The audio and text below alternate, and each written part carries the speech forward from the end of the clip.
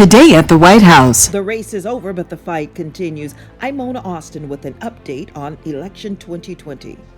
A White House official tells me they are still optimistic that the president could win. They just want to make sure that ballots that were turned in late are not accounted for, that only legal, valid ballots are in that tabulation that's going on in these last 4 states to report their final count. Election results have not been announced 2 days after the 2020 presidential election. I'm at the White House, where President Trump is awaiting the results right along with the rest of the nation. We do know that President Trump already anticipated that there would be problems on November 3rd. He said about 3 months ago that the counting would be an issue. I have a clip of that. Listen. These are congressional elections where in theory it's easy. So what's going to happen on November 3rd when somebody's leading and they say, well, look, we haven't counted the ballots. We have millions of ballots to count. It's a disaster. Everyone knows it. Everyone knows it's a disaster. And I don't expect people here to say, although some people will. Some people would say it. Everyone knows. You don't even have to know politics to know. And this has nothing to do with post office, by the way.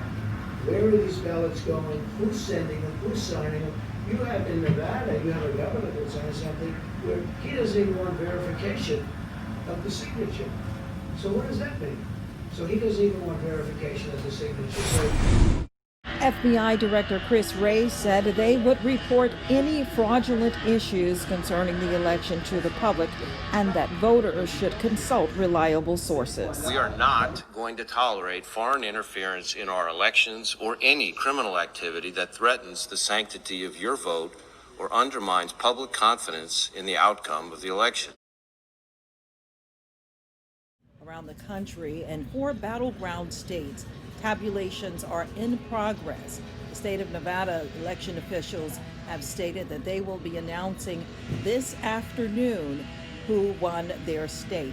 Now, to be clear, Joe Biden has an advantage at this time, but the election officials there are going to clarify if he wins that state, and if he does, by some accounts, he will win it all. He only lacks 6 electoral college votes, and that's the number that the state of Nevada has.